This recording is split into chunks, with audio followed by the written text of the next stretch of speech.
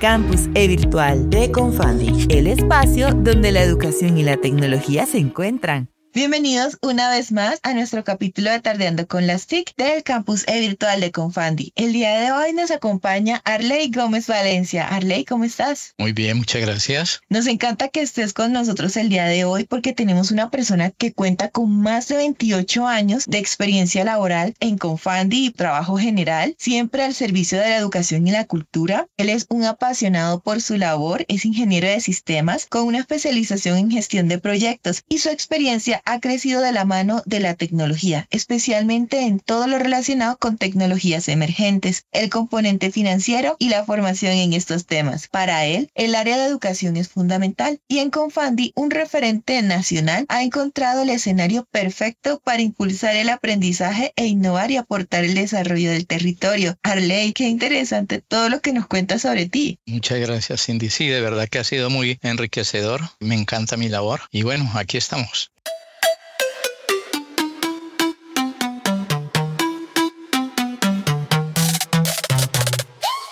Entonces, como para ir entrando un poco en el tema, el día de hoy vamos a hablar sobre el impacto de la IA bien aplicada en la educación. Más allá de la tecnología, el impacto real está en cómo la usamos para acompañar, personalizar y hacer que aprender vuelva a ser algo humano. Nuestro invitado lleva más de 30 años conectando la educación con la tecnología y en este capítulo no solo nos va a contar sobre las nuevas tendencias, sino que nos llevará a reflexionar sobre su correcto uso para potenciar y facilitar el aprendizaje. Hablaremos de la IA y el impacto que tiene en la educación, el punto en el que la innovación se cruza con la pedagogía, cómo la IA no reemplaza al maestro, sino que lo impulsa a llegar más lejos. Hoy la pregunta no es si usarla, sino cómo hacerlo bien. Y para entrar en contexto, cuéntanos un poco sobre la IA y cómo desde tu perspectiva se ha recibido en el mundo de la educación. ¿Se recibió con curiosidad, con miedo o con entusiasmo? Mira, Cindy, he visto las tres reacciones en distintos momentos y todas son válidas. Al principio hubo mucho miedo, especialmente el temor a ser reemplazado, ¿sí? Ese miedo estaba centrado en el plagio, la obsolescencia del rol del docente, quienes temen que se usurpe su rol. El miedo más profundo que percibo actualmente entre los directores y los maestros no es el fracaso, es la obsolescencia programada y eso me preocupa porque la inteligencia artificial no reemplaza al maestro, pero sí a los maestros que no la usen. La clave está en convertir ese miedo en humildad tecnológica, o sea, reconocer que no sabemos todo y eso está bien. Bueno, después del miedo vino la curiosidad, cuando los educadores empezaron a experimentar con herramientas como ChatGPT. Los educadores serios ya no veían la inteligencia artificial como un enemigo que los iba a reemplazar, ¿sí? Sino como un osteoesqueleto cognitivo, digámoslo así. Y ahora, en este momento, pues estamos en esa fase de entusiasmo, sí, pero un entusiasmo cauteloso, diría yo, donde entendemos que la inteligencia artificial no nos va a sustituir, sino que va a potenciar lo que ya estamos haciendo, lo que está haciendo los docentes. Ese entusiasmo es palpable en quienes entienden que la inteligencia artificial elimina la burocracia operativa para permitir que el docente se centre en la pedagogía pura, que ese es el ser del docente, ¿sí? Lo interesante es que este es un ciclo emocional y que es muy parecido a los años 90, ¿sí? En la cual el auge fue el Internet. Y la diferencia allí es que la inteligencia artificial o este auge ahora es mucho más rápido. La diferencia la tenemos en que anteriormente no teníamos esa experiencia, pero ahora tenemos esa experiencia y lo importante es no repetir los errores del pasado. Eso que nos mencionas, la verdad se me hace bastante curioso porque sí, creo que es como en general las personas al principio lo recibieron como con miedo, luego empezó esa curiosidad, ahora tienen ese entusiasmo y muy bien lo has mencionado, las personas o podríamos decir que las personas están recibiendo la IA como cuando empezó el furor del internet y eso pues nos abre campo a otra incógnita y es que tú que has dedicado varias décadas a conectar la tecnología con la educación, si miras atrás, ¿qué tan grande sientes que es el salto que la inteligencia artificial representa frente a las innovaciones anteriores? Teniendo en cuenta lo que nos mencionas de que en los 90 tuvimos el internet y luego pues tuvimos esta aparición de las OVAs así, y cosas como la Encarta o elementos así como la Encarta.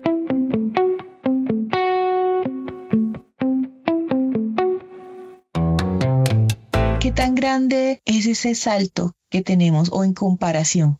Sí, Cindy, el salto yo lo veo como un salto disruptivo y para mí personalmente ha sido el más grande en toda mi carrera. Es un salto cualitativo, no cuantitativo, ¿sí? Con el computador y el internet, nosotros desde tecnología trajimos el acceso, ¿sí? La información, la velocidad, la conectividad. Con las plataformas LMS, que fue lo que siguió, trajimos lo que era ya como la organización. Pero con la inteligencia artificial, la revolución es el procesamiento, o sea, entender, adaptar, predecir. Es como pasar del folclore a la imprenta y no de la imprenta al video. Por ejemplo, en los años 90, como tú lo hablabas referente a la Encarta, nos enseñaban con CD-ROM interactivos, donde uno como estudiante pues era pasivo, no participaba, ¿sí? Luego vinieron las plataformas LMS, donde el estudiante era activo, pero dentro de un corral, digámoslo así, un corral prefabricado. Hoy, con la inteligencia artificial, el estudiante puede cuestionar su propio corral, ¿sí? Pedirle a la inteligencia artificial que explique un concepto como si fuera un guaquero paisa, por ejemplo,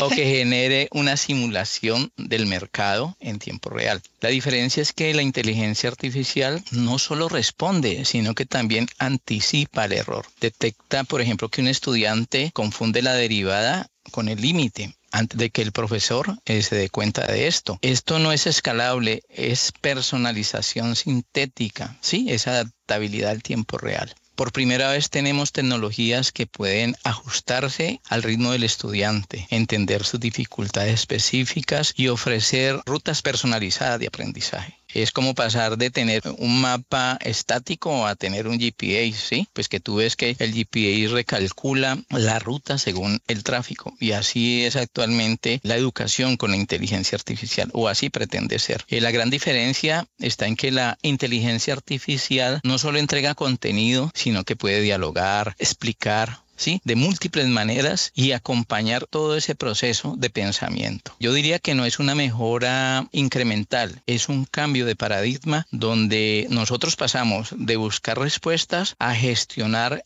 capacidades cognitivas externas, ¿sí? A través de la tecnología. Esas son palabras muy grandes. Ese cambio de paradigma impacta muchísimo porque si bien como lo mencionaste, bueno, yo estudié primaria más o menos como entre los finales de 90 y los 2000 fue como que cuando estaba en secundaria, por así decirlo. Y sí recuerdo que nosotros éramos simples espectadores. Era muy interesante porque te hacían interactuar, pero tienes toda la razón. Con la IA recientemente, en lo personal, yo entro y coloco o estructuro ciertos prompts que me permitan que funcione como un tutor y a veces lo utilizo en las mañanas porque sí tengo ese hábito como 15 minutos en la mañana donde quiero aprender un tema específico y utilizando un prompt específico le digo, mira, quiero aprender esta temática, me lo explica como si fuese un profesor tipo doctorado porque así es como lo tengo estructurado y sí va detectando como esos posibles errores que uno puede tener, entonces sí es algo totalmente disruptivo.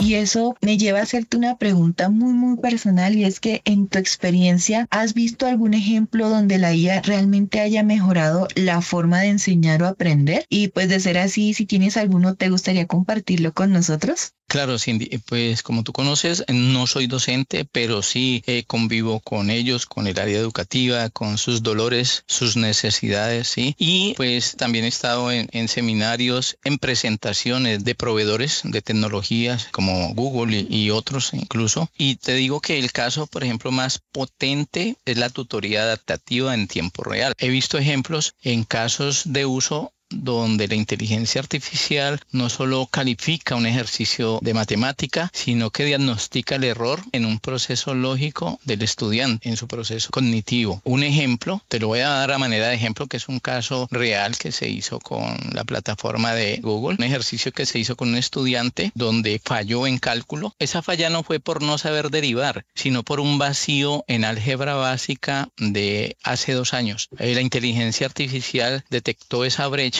sí, que es invisible para el docente. Pues tú sabes que los docentes tienen 20, 30, incluso 40 alumnos a cargo y en este caso pues les queda, yo diría que casi imposible detectar ese tipo de brechas. En este caso, la inteligencia artificial genera para ese estudiante una microlección personalizada con el fin de subsanar ese vacío específico que tiene este estudiante. Y realmente, como lo podemos ver con este ejemplo, esto es una optimización, diría yo, de aprendizaje a un nivel casi quirúrgico.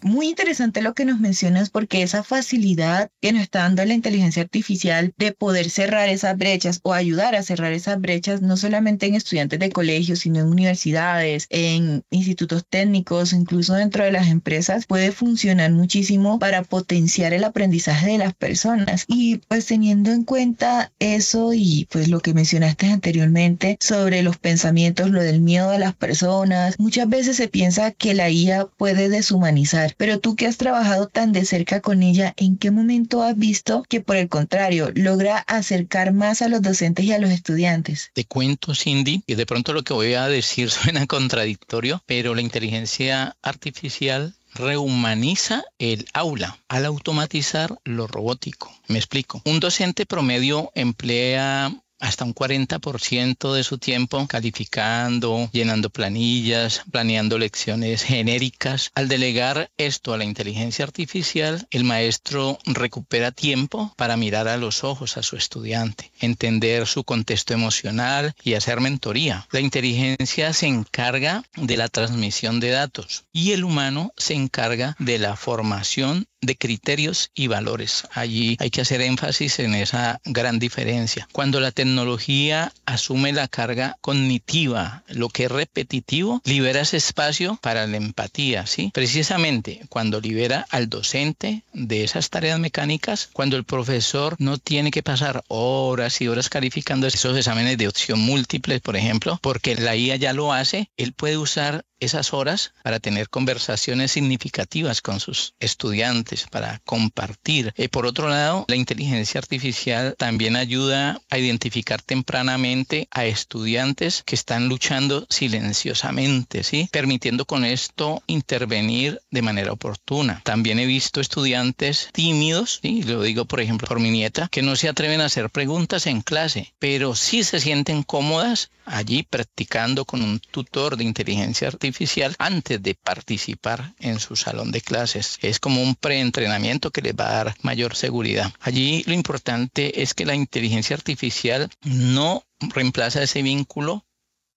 humano, crea condiciones para que ese vínculo aún sea más profundo y frecuente. Un último mensaje: la inteligencia artificial amplifica la humanidad. Podríamos decir, por eso te dije al principio que sonaba como contradictorio, la inteligencia artificial de pronto humaniza más la educación. ¿Por qué? Porque el docente va a tener más tiempo para su estudiante.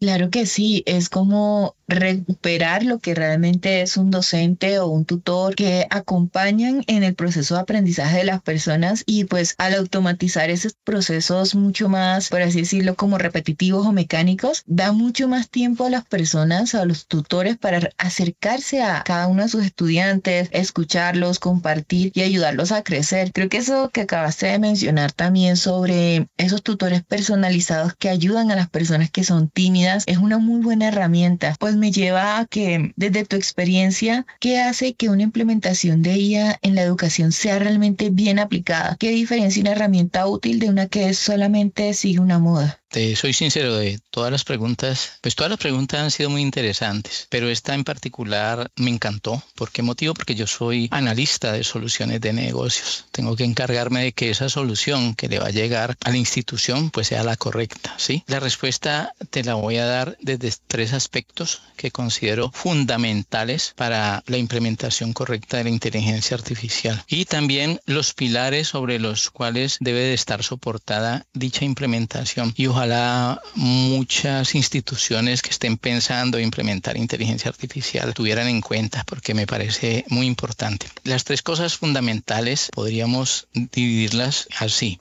Primero, que responda a una necesidad pedagógica real, no a un entusiasmo tecnológico. Si no puedes explicar qué problema educativo específico se va a resolver o se está resolviendo, probablemente estamos siguiendo una moda y no una necesidad. El segundo punto, que esta tecnología, esta inteligencia artificial empodere al docente en lugar de intentar reemplazarlo. Bien importante esto. Las mejores implementaciones son aquellas donde el maestro mantiene el control y la inteligencia artificial es su asistente, no al contrario, o no que busquemos como institución, como, qué pena decirlo, como prescindir de los maestros y reemplazarlos por una inteligencia artificial. Punto tercero, que sea transparente y ética. O sea, debemos saber qué datos estamos recopilando, cómo se usan y asegurarnos de que no perpetúe los sesgos y las desigualdades. Por el contrario, que haya igualdad. Una herramienta bien aplicada mejora los resultados de aprendizaje y la experiencia, tanto del docente como del estudiante. Si solo genera más trabajo administrativo, desconcierto y problemas, es porque quedó mal implementada, ¿sí? O algo está mal allí. Con respecto al otro punto que te cuento de los pilares,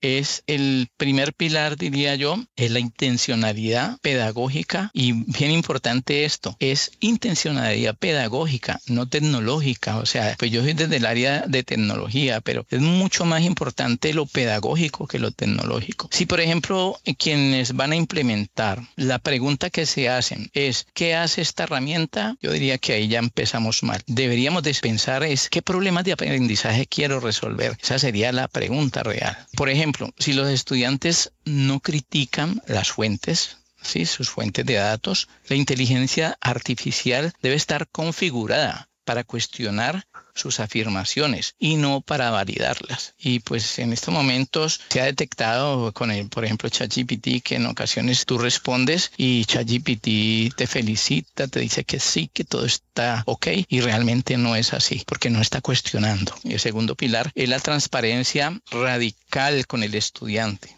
O sea, en un proyecto los estudiantes construyen, y te estoy dando un ejemplo, un proyecto que se hizo donde los estudiantes construyeron un chatbot tutor, ¿sí? Entonces, ¿ellos qué ven? Ellos ven la carcasa, ¿sí? La carcasa vacía. Le inventan una personalidad y solo al final de que tienen ya ese chatbot como configurado, conectan la inteligencia artificial. Con esto, ¿qué quiero decir? Con esto ellos ven o les enseña que la inteligencia artificial es un artefacto creado, no es un oráculo. La magia desaparece, pero aparece la esencia crítica, lo que dije anteriormente. O sea, hay que cuestionándose, tener un pensamiento crítico. Y por último, es la evaluación del error, no del acierto. Me explico. Las herramientas útiles cuentan cuántas veces la inteligencia artificial genera una alucinación pedagógica, una explicación plausible pero errada. Eso es la alucinación pedagógica. Entonces lo importante es contar, digámoslo así, contar los errores, ¿sí? Los proyectos o las inteligencias que se quieren implementar, que solo siguen las modas, solo celebran las respuestas correctas y aplaudimos y chévere, pero se oculta esa parte de los errores, y allí es donde, valga la redundancia, está el error. Una implementación seria mide cómo se corrige el sesgo, ¿sí? No mide si existe, sino cómo lo vamos a corregir. La moda vende con palabras como revolución, disrupción,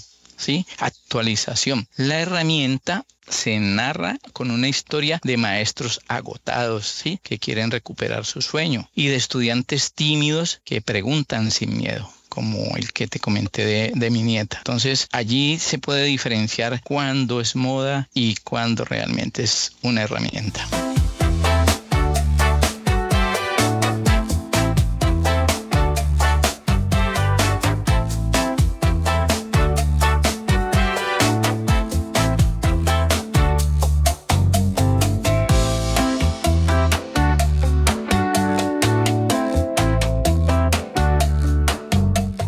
Me encanta lo que acabas de mencionar, porque creo que todos nuestros oyentes deben estar igual de emocionados como lo estoy yo. Muchas veces nos dejamos llevar por, es que esta es la nueva herramienta, es que esto es lo que está haciendo, y en este mundo que todo está moviéndose tan rápido y todo es como que ya tenemos esta actualización, es que ya esto quedó, ya no es eficiente, o de pronto sí es eficiente, pero ya no es tan nuevo como lo otro que acaba de salir. Entonces nos dejamos llevar mucho como por esa marea de cambios constantes y no nos centramos en que primero es esto realmente va a servir a ese modelo pedagógico, qué es lo que realmente necesito para mejorar ese modelo pedagógico. Creo que esas palabras que nos acabas de comentar son muy sabias, y precisamente por esto que estábamos hablando, cuando mencionaste estos profesores cansados, estas personas tímidas, hay una pregunta que siempre ha estado. Desde siempre, cuando hay un cambio tecnológico, una implementación con algo, siempre las personas tienen como ese miedo de voy a perder mi trabajo, voy a desaparecer, ya no soy necesario. Y con este movimiento de la IA, creo que ha surgido aún más, y es cómo ves el papel del maestro en esta nueva etapa donde la IA puede ayudar a personalizar y acompañar los procesos de aprendizaje.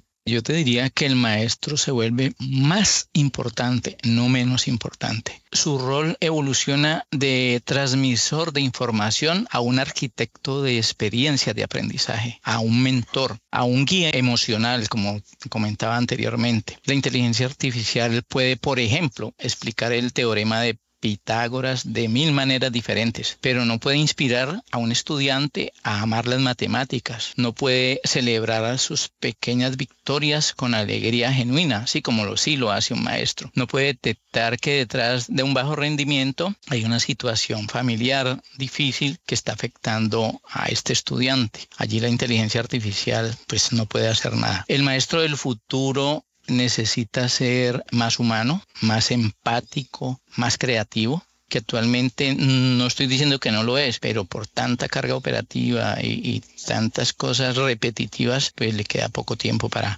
esto. El maestro del futuro necesita ser, como te digo, necesita aprender a orquestar los recursos, a hacer preguntas concretas, a diseñar retos significativos. La inteligencia artificial es una herramienta poderosa en sus manos, pero la intencionalidad pedagógica, el juicio profesional y el corazón siempre serán humanos. Allí la inteligencia artificial siempre va a perder. Por otro lado, el maestro deja de ser la fuente de la verdad que nosotros, yo me acuerdo desde niño, uno veía al maestro como en un pedestal, sí, que todo lo sabía, y en este momento ese maestro ya no es la fuente de la verdad. ¿Por qué? Pues lógicamente la inteligencia artificial tiene muchísimos más datos que el profesor, pero él asume un nuevo rol, y ese rol es de arquitecto de pensamiento crítico. Es bien importante. Además, el docente se tiene que preparar porque en su nuevo rol él debe de enseñar, por ejemplo, a interrogar la máquina, a interrogar esa inteligencia artificial. Un docente con una buena ingeniería de prompts, como tú mencionaste ahora la palabra prompts, puede transformar la inteligencia artificial en un asistente académico sólido, ¿sí? Alineado con el currículo. También ese docente debe de saber verificar la veracidad de esa información. Nosotros sabemos que aunque la inteligencia artificial acelera la producción de material y de contenido, no garantiza que esto sea una verdad absoluta. El docente se convierte ahí en un filtro que protege esa calidad académica. Y por último, ese docente, bueno, entre otros, debe tener otros skills, pero otro muy importante es conectar los puntos. O sea, el docente debe tener un pensamiento crítico. ¿Por qué es esencial este pensamiento crítico? Porque permite comprender, integrar, diagnosticar, innovar y liderar un ecosistema educativo que cada vez es mucho más complejo, cada vez es mucho más tecnificado. Entonces, como ya para resumir, la inteligencia artificial no va a reemplazar al maestro, lo impulsa incluso a llegar más lejos, a adquirir nuevas competencias, como lo acabo de expresar, lo eleva a un mentor socrático, ¿sí? El docente es un filtro ético, contextual, que la máquina no puede superar. La máquina o la inteligencia artificial no puede tener estas cualidades que sí tiene un ser humano, y en este caso los docentes. Mira que tú utilizaste dos expresiones que me parecen importantes, y es ese docente se convierte en un arquitecto de experiencia de aprendizaje. Siento que esa frase dice mucho, pero al mismo tiempo es de pronto un poco difícil para entender. Pero siento que permite entender de que ellos construyen y desarrollan algo pensado en cómo lo va a vivir ese estudiante y acercándose mucho más a ellos. Y otra frase también que mencionas, y lo has mencionado varias veces, es la intencionalidad pedagógica, porque tú no haces nada si no tienes una verdadera intención de enseñar, de cerrar brechas o de formar a las personas. Y todo lo que nos acabas de mencionar sobre la IA, sobre cómo esa parte operativa se puede delegar a las IAs y enfocarnos en que realmente las personas, bueno, nuestros futuros, porque me gusta ese nombre, esos futuros arquitectos de experiencias de aprendizaje, pueden ayudar a gestionarlo utilizándolo como un apoyo para lo que realmente ellos van a hacer, que es ayudar a desarrollar esos cerebros o esos pensamientos y aprendizajes en las personas.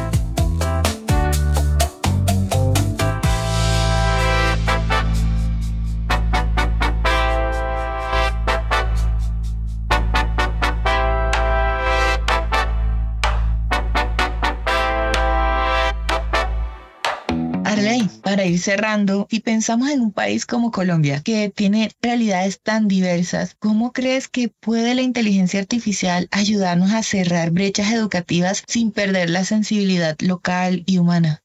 Cindy, esta es muy buena pregunta. Bueno, como todas, pero esta es muy chévere, digámoslo así, porque toca lo nuestro, ¿sí? Nuestra región, nuestra Colombia, nuestro Valle del Cauca. La inteligencia artificial tiene un potencial de democratizar el acceso a la educación de calidad. Un estudiante en una vereda muy lejana puede tener acceso a un tutor personalizado y lo puede tener disponible 24/7, algo que anteriormente era impensable, ¿sí? En años atrás. Pero aquí viene lo crítico, Cindy, porque debemos de implementarla con sensibilidad cultural y contextual. No se trata de importar modelos extranjeros, sino de adaptar esa tecnología a nuestras realidades. O sea, nosotros necesitamos contenidos en nuestro español, en nuestra jerga, ¿sí? Con referencias a nuestra geografía, a nuestra economía, a nuestra historia, a nuestros retos. La inteligencia artificial debe ser una herramienta para amplificar las voces locales, no para silenciarlas. Y por supuesto, esto requiere de inversión, requiere de infraestructura, de capacitación docente. Nosotros no podemos hablar de inteligencia artificial en la educación si no se garantiza una conectividad básica. Hoy en día, quien no esté conectado, pues prácticamente no existe. Quien hoy en día no tenga un celular o un medio de comunicación a la mano, es bastante complejo que pueda avanzar. La brecha tecnológica es real, pero yo diría que con políticas públicas inteligentes y alianzas estratégicas, inteligencia artificial puede ser precisamente la herramienta que nos ayude a cerrar esas brechas, siempre y cuando pongamos la equidad y la inclusión en el centro de este tema, en el centro de esta conversación. Yo diría que esto es una oportunidad de oro para Colombia. La inteligencia artificial tiene el potencial de ser el gran igualador, digámoslo así, disparador de la igualdad. Y lo importante es descentralizar su uso. Desde el punto de vista tecnológico, hablando yo como tecnología, desde este punto de vista nosotros podemos utilizar modelos de lenguaje pequeños, son llamados SLM. Estos modelos de lenguaje pequeños corren en dispositivos locales sin necesidad de internet de alta velocidad. Con un internet muy básico se puede hacer. Puede también utilizar herramientas como WhatsApp, que hoy en día todo el mundo tiene en su bolsillo esta tecnología. Y a través del WhatsApp también se puede capacitar, se puede llevar conocimiento en cualquier rincón de Colombia. Esto nos permitirá que un maestro de una escuela rural, por ejemplo en Chocó, en Guajira, tenga los mismos accesos y asistentes de planificación curricular que un docente de un colegio de élite de aquí de Cali o de Bogotá. La inteligencia artificial puede adaptar contenidos globales a contextos locales, ¿sí? Traer de lo global a acá, traduciendo, cambiando ejemplos culturales. Esto no se trata de importar soluciones de Estados Unidos o de otros países superdesarrollados, sino de usar una inteligencia artificial para potenciar ese talento local, cerrando brechas de recursos con capacidad de procesamiento y con recursos propios incluso.